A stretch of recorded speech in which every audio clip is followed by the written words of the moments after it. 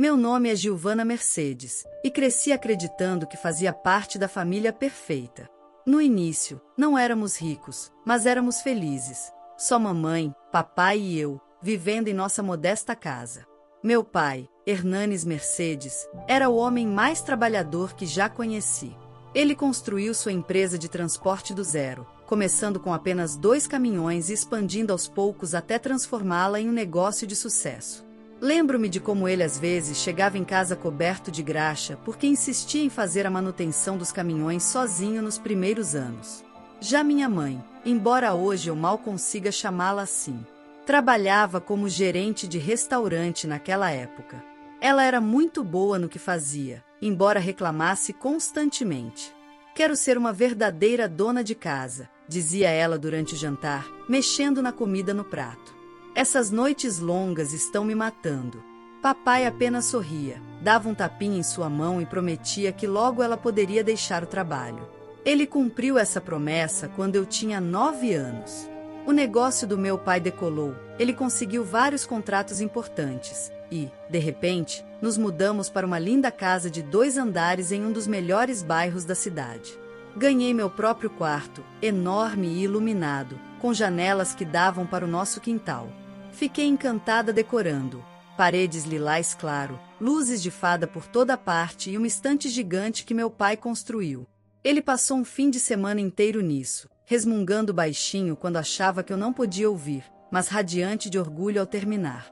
Minha mãe deixou o trabalho pouco depois da mudança, como sempre quis.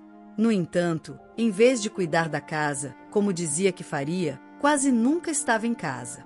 Eram sempre almoços com amigas ou idas rápidas às compras. Papai não parecia se importar, estava muito ocupado com a empresa, mas sempre fazia tempo para mim. Todos os domingos eram nossos dias juntos. Saíamos para tomar sorvete, e ele ouvia todas as minhas histórias da escola e dos amigos, como se fossem as coisas mais importantes do mundo. A última vez que tomamos sorvete juntos foi pouco antes do meu aniversário de 11 anos. Era um lindo dia de primavera, e ele me contou sobre um de seus motoristas que havia se ausentado por doença. "Parece que terei que fazer a viagem eu mesmo amanhã", disse ele, terminando seu sorvete. "Como nos velhos tempos." "Posso ir com você?", perguntei, animada com a ideia de uma viagem de estrada com meu pai. Ele riu e bagunçou meu cabelo. "Desta vez não, princesa. É só uma viagem rápida, de uma noite. Estarei de volta antes que perceba." Naquela noite, lembro-me de tê-lo abraçado bem forte antes de dormir. "Te amo, papai", disse eu, sem saber que seria a última vez. Na manhã seguinte, ele saiu antes do amanhecer. Minha mãe ainda estava dormindo, então Jocelice, nossa babá, preparou seu café e arrumou seu almoço. Ouvi o motor do caminhão ligando e ele saindo da garagem. Aquela foi a última vez que vi meu pai com vida. A ligação chegou às 3h47 da madrugada. Lembro do horário porque estava acordada, incapaz de dormir por causa de uma sensação estranha no estômago. Ouvi minha mãe gritar do quarto, seguida pelo som de algo se quebrando, provavelmente o abajur. As horas seguintes estão borradas na minha memória. Policiais na sala de estar, Jocelice me abraçando forte enquanto minha mãe andava de um lado para o outro ao telefone. Palavras como forte colisão e morte instantânea flutuavam ao meu redor, como borboletas sombrias. O caminhão do meu pai havia colidido com uma carreta que atravessou a estrada. Disseram que ele não sofreu, como se isso fosse um consolo. Mas nada fazia as coisas melhorarem. Nada poderia trazer meu pai de volta. O funeral é uma névoa na minha mente. Lembro-me de olhar fixamente para o caixão fechado, sem realmente acreditar que meu pai estava lá dentro. Minha mãe fez todo um espetáculo, chorando e praticamente se jogando sobre o caixão. Em certo momento, ao olhar para trás, percebo quão teatral tudo parecia.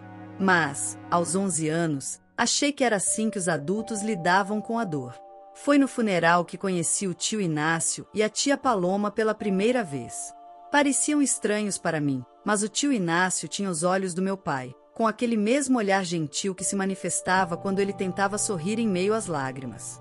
"Giovana", disse ele, ajoelhando-se para ficar na minha altura, "sou o irmão do seu pai."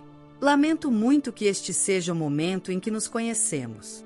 Por que nunca o conheci antes? Perguntei diretamente, com a sinceridade que só as crianças têm. Uma sombra passou por seu rosto. Seu pai e eu tivemos um desentendimento muitos anos atrás. Mas nada disso importa agora. Eu precisava me despedir do meu irmão mais novo. Após o funeral, a dor da minha mãe evaporou como o orvalho da manhã. Em poucas semanas, ela já estava se reunindo com os advogados do meu pai, assumindo o controle da empresa e agindo como se soubesse algo sobre gerir o negócio de transporte. Começou a usar palavras como reestruturação e modernização, mas era óbvio que ela só estava improvisando. Passei a maior parte do meu tempo com Jocelice, nossa babá, que balançava a cabeça tristemente toda vez que minha mãe chegava em casa com sacolas de lojas caras.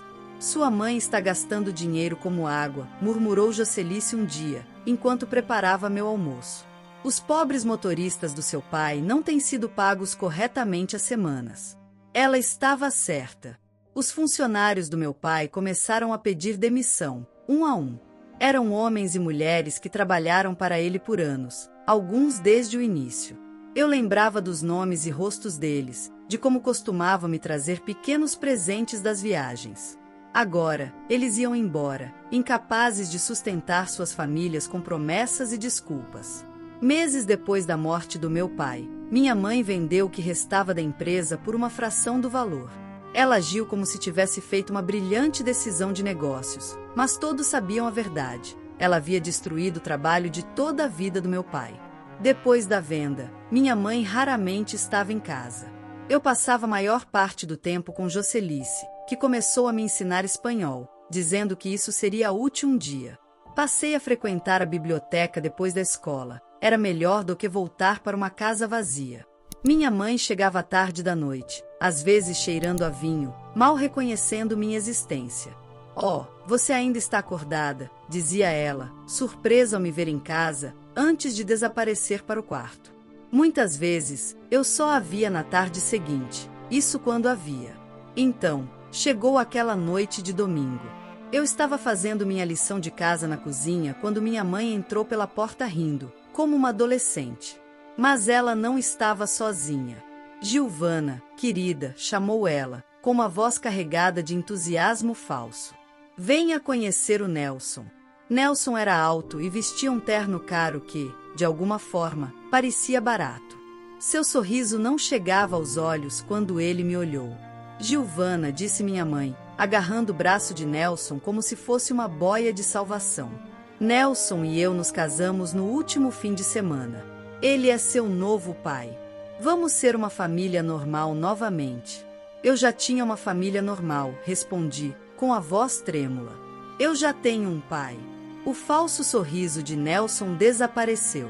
"Escute aqui, mocinha", disse ele, com um tom severo. "Sua mãe e eu estamos casados agora. Você precisa aceitar isso e mostrar um pouco de respeito." "Você não é meu pai", rebati, cuspindo as palavras. "E nunca será. Viu só?" Nelson virou-se para minha mãe. "Essa menina difícil precisa de disciplina." Mas a chegada de Nelson foi apenas o começo. Em uma semana, sua mãe, Vera Lúcia, sua irmã, Júlia, e sua sobrinha de 12 anos, Wanda, também se mudaram para nossa casa. Eles tomaram conta do lugar como um exército invasor, reorganizando móveis e mudando toda a decoração que minha mãe e meu pai haviam escolhido juntos. Minha mãe parecia não se importar. Ela e Júlia se tornaram melhores amigas instantaneamente, passando horas fazendo compras e fofocando. Vera Lúcia assumiu a cozinha, reclamando tanto do trabalho de Jocelice que minha mãe acabou por demiti-la. Perdi a única pessoa que ainda se importava comigo naquela casa. Então veio o golpe final. Um dia, voltei da escola e encontrei Wanda no meu quarto. Meu quarto, onde meu pai havia construído a estante de livros. Meu quarto, com as paredes lilazes e as luzes de fada. "O que você está fazendo aqui?", exigi. "A tia disse que eu poderia ficar com este quarto", respondeu Wanda, com um sorriso satisfeito. "É maior que o quarto de hóspedes, e eu preciso de espaço para as minhas coisas." "Saia daqui", gritei. "Este é o meu quarto." Não mais, zombou ela, jogando meus livros para fora das prateleiras. Sua mãe disse que você vai se mudar para o quarto pequeno, no final do corredor. Perdi o controle. Lancei-me sobre Wanda, e ambas caímos em um emaranhado de braços e pernas. Puxei seu cabelo enquanto ela arranhava meu rosto, ambas gritando. Nelson e minha mãe entraram correndo e nos separaram. Como você se atreve? Vá para o seu novo quarto agora mesmo, gritou minha mãe. Não. Este é o meu quarto. Papai me deu. Nelson agarrou meu braço bruscamente. Seu pai está morto, rosnou ele. Esta é a minha casa agora, e você fará o que eu mandar. Eles me trancaram no pequeno quarto de hóspedes por 2 dias, deixando-me sair apenas para a escola e para usar o banheiro. Meus livros e pertences estavam empilhados em caixas num canto, e a estante que meu pai tinha construído foi jogada no lixo. Pela parede, eu podia ouvir Wanda tocando música no meu antigo quarto e minha mãe rindo com Júlia lá embaixo, como se nada estivesse errado. Algumas semanas depois do incidente do quarto, eu estava indo ao banheiro tarde da noite quando ouvi vozes vindas lá de baixo. Arrastei-me até o topo da escada, mantendo-me nas sombras. Essa menina está ficando mais difícil a cada dia, dizia Nelson. Está atrapalhando a nossa harmonia familiar. Você já considerou encontrar outro lugar para ela? Meu coração parou. Outro lugar? Você está falando de adoção? Perguntou minha mãe, e meu sangue gelou ao perceber o tom pensativo na voz dela. Acho que poderia funcionar, respondeu Nelson. Ela ainda é jovem o suficiente, acrescentou Júlia. Wanda tem medo dela depois daquele ataque, e, honestamente, ela já não se encaixa mais aqui. Corri de volta para o meu quarto, enterrei o rosto no travesseiro e disse a mim mesma que eles não podiam estar falando sério. Minha mãe não me daria. Não podia. Empurrei aquela conversa para o fundo da minha mente, convencendo-me de que era apenas conversa fiada. 2 meses depois, chegou o meu aniversário de 13 anos. Eu não esperava muito. Meus aniversários não eram celebrados desde que papai morreu. Mas, para minha surpresa, tio Inácio e tia Paloma apareceram na porta. Feliz aniversário, Giovana, disse tio Inácio, abraçando-me apertado, seus olhos cheios de emoção. Nelson passou direto por nós, ignorando-os. Minha mãe improvisou um jantar às pressas, provavelmente envergonhada que o irmão do meu pai pudesse julgá-la. A tensão na mesa era tão densa que dava para cortá-la com uma faca. Então minha mãe pigarreou. Na verdade, Inácio, Paloma, estou feliz que vocês estejam aqui. Há algo que preciso discutir. Algo no tom dela fez meu estômago revirar. Giovana não está feliz aqui, continuou minha mãe, sem olhar para mim. E, francamente, nós também não estamos felizes. Ela não se encaixa na nossa nova dinâmica familiar. Decidi colocá-la para adoção. As palavras me atingiram como um golpe físico. A conversa que eu tinha ouvido não era apenas conversa fiada, afinal. Já que vocês e Paloma não têm filhos, continuou minha mãe, sua voz casual, como se estivesse falando sobre o tempo, talvez queiram levá-la. Caso contrário, vou começar a procurar outras famílias. A sala começou a girar. Eu não conseguia respirar. No meu aniversário, ela estava me abandonando no dia do meu aniversário. A cadeira do tio Inácio raspou violentamente para trás, caindo no chão. Nós vamos levá-la, ele trovejou, o rosto vermelho de fúria. E você, Jocelice, é a desculpa mais desprezível de mãe que eu já vi. Como você se atreve? Nelson começou a se levantar, mas um único olhar do tio Inácio fez-se afundar de volta na cadeira. Paloma, disse o tio Inácio, sua voz mais suave. Ajude a Giovana a arrumar suas coisas. Vamos embora agora. A tia Paloma envolveu seus braços ao redor dos meus ombros trêmulos e me levou para o andar de cima. Arrumamos rapidamente, jogando minhas roupas e os poucos pertences restantes em bolsas. Eu chorava tão forte que mal conseguia enxergar. Vai ficar tudo bem, meu amor, murmurava a tia Paloma. Nós cuidaremos de você agora. Saí daquela casa sem olhar para trás, sem olhar para minha mãe. Ela não tentou me impedir, não tentou se despedir. A última coisa que eu vi quando o tio Inácio fechou a porta do carro foi Wanda perguntando se poderia ficar com o meu quarto.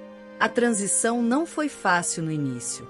Eu acordava no meu novo quarto, na casa do tio Inácio e da tia Paloma, momentaneamente confusa sobre onde estava.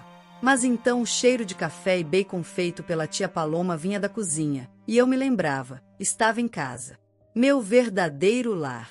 O processo de adoção foi rápido. Minha mãe abriu mão de seus direitos sem hesitação. Isso doeu no momento, mas, eventualmente, tornou-se uma bênção. O tio Inácio e a tia Paloma se tornaram oficialmente meus pais no papel, o que já era verdade no meu coração. Giovana, disse o tio Inácio uma manhã, durante o café da manhã. Inscrevemos você no Colégio Aurora do Saber. É uma escola melhor que a sua antiga, e achamos que você vai gostar. E eu gostei. Sem o estresse constante da minha antiga vida familiar, comecei a me destacar nas aulas. Meus professores perceberam, assim como meus novos pais. Eles compareciam a tudo. Cada peça escolar, cada cerimônia de premiação, cada reunião de pais e mestres. Quando me juntei ao clube de debates, eles estavam presentes em cada competição, orgulhosos, mesmo quando eu perdia. Eles me incentivaram a experimentar coisas novas. Aulas de piano, acampamentos de ciências no verão, voluntariado em um abrigo de animais. Eles apoiavam tudo, não apenas com dinheiro, mas com interesse genuíno e envolvimento. A dor do abandono da minha mãe foi desaparecendo, substituída pela certeza calorosa de ser verdadeiramente amada. Parei de pensar nela, de me perguntar se ela pensava em mim. Minha nova vida estava tão cheia, tão feliz, que aquelas velhas feridas já não importavam. Minha formatura do ensino médio chegou, e eu tinha a torcida mais barulhenta na plateia. Não apenas o tio Inácio e a tia Paloma, mas toda a família deles, que também me adotou como parte deles. Temos algo para te contar, disse a tia Paloma, durante meu jantar de formatura. Estamos economizando para o seu fundo universitário. Desde o dia em que vim morar com eles, já haviam economizado o suficiente para me enviar a qualquer faculdade que eu escolhesse. Escolhi a Faculdade de Negócios da Universidade Estadual, planejando me especializar em administração de investimentos. A experiência na universidade foi incrível. Eu me joguei nos estudos, determinada a deixá-los orgulhosos. Durante o meu estágio no terceiro ano, a tia Paloma mencionou casualmente que havia encontrado minha mãe biológica no supermercado. Ela tem um filho agora, disse a tia Paloma, observando cuidadosamente minha reação. Eles ainda estão na antiga casa do seu pai, com a família de Nelson. Eu apenas assenti, surpresa por sentir nada mais do que uma leve curiosidade. Aquela vida parecia um sonho distante agora. No último ano, consegui um emprego em uma renomada multinacional no ramo financeiro com um salário que parecia irreal para alguém recém-saído da universidade. Quando recebi meu primeiro cheque, fui direto a uma joalheria.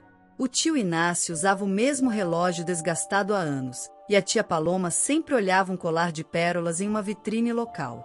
Quando entreguei os presentes, a tia Paloma começou a chorar, e a mão do tio Inácio tremia ao colocar o novo relógio. Você não deveria ter gasto seu dinheiro com a gente, ele protestou fracamente. Com quem mais eu gastaria? Perguntei, abraçando-os. Vocês são meus pais. Vocês fizeram tudo isso possível. 6 anos voaram após a faculdade. Subi na carreira corporativa na empresa, conquistando promoções até liderar minha própria equipe.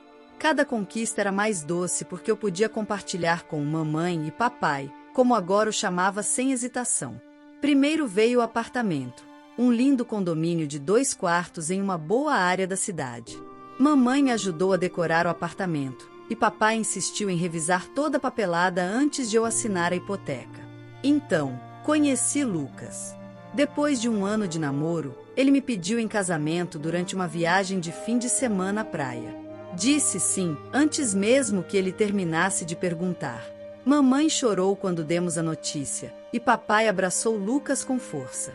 Bem-vindo à família, filho, disse, com a voz rouca de emoção. Nos lançamos na organização da cerimônia. Mamãe e eu passamos fins de semana visitando locais e provando bolos, enquanto papai e Lucas se uniam analisando planilhas de orçamento e contratos de fornecedores. Foi então que recebi uma mensagem no Facebook. Querida Giovana, soube do seu casamento.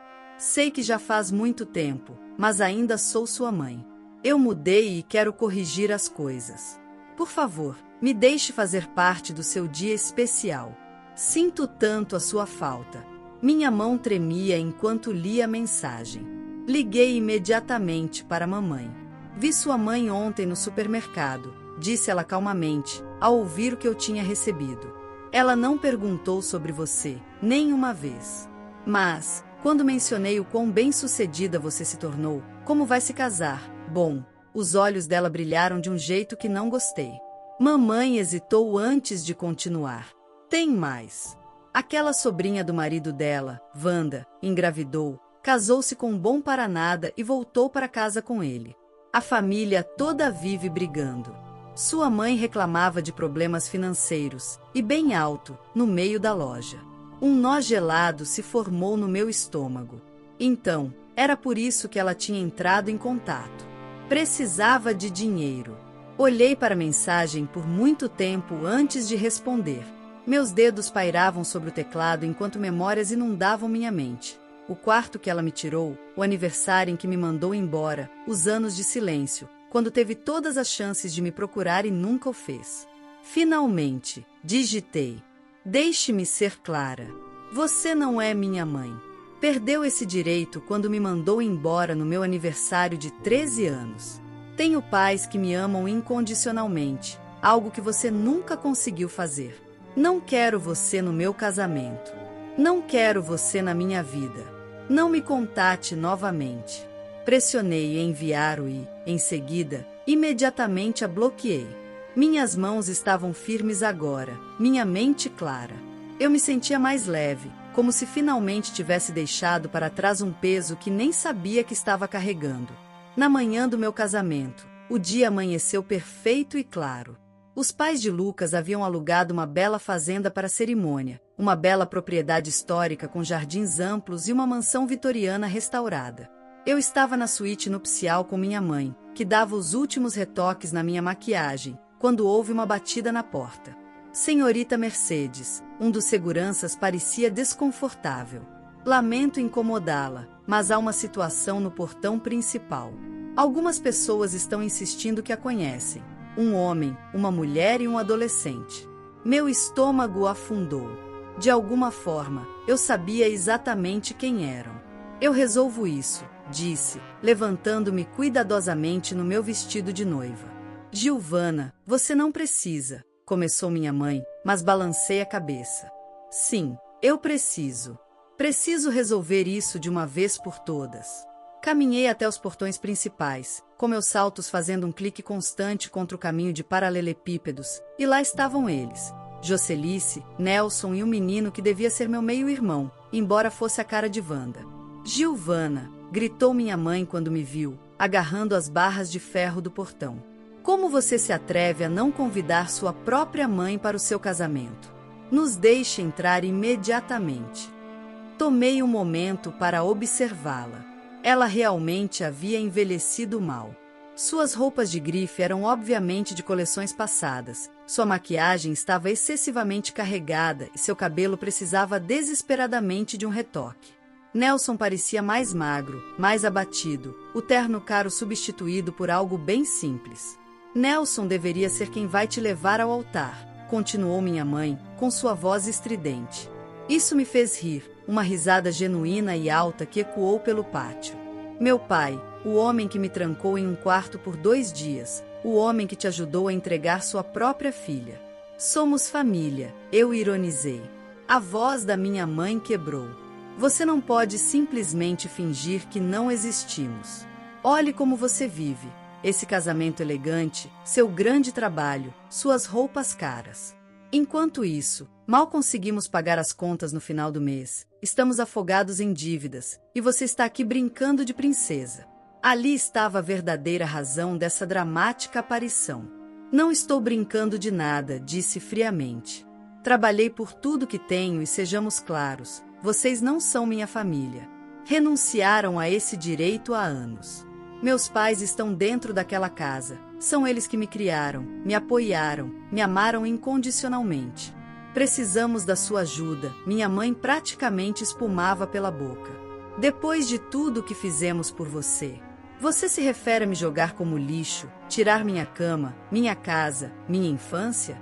Isso é o que fizeram por mim. Ela se virou para os seguranças. Essas pessoas são estranhas que estão invadindo a propriedade. Por favor, saiam da propriedade. Vocês não são bem-vindos aqui. Você não pode fazer isso, gritou minha mãe enquanto os seguranças avançavam. Sou sua mãe. Não, disse firmemente. Você é apenas a mulher que me deu à luz. Há uma diferença. Ela virou as costas para seus gritos contínuos e se afastou com a cabeça erguida. Quando voltou para a suíte nupcial, mamãe estava esperando com uma expressão preocupada. Você está bem, meu amor? Respirei fundo e sorri. Sabe de uma coisa? Nunca estive melhor. Esse capítulo da minha vida finalmente está completamente fechado.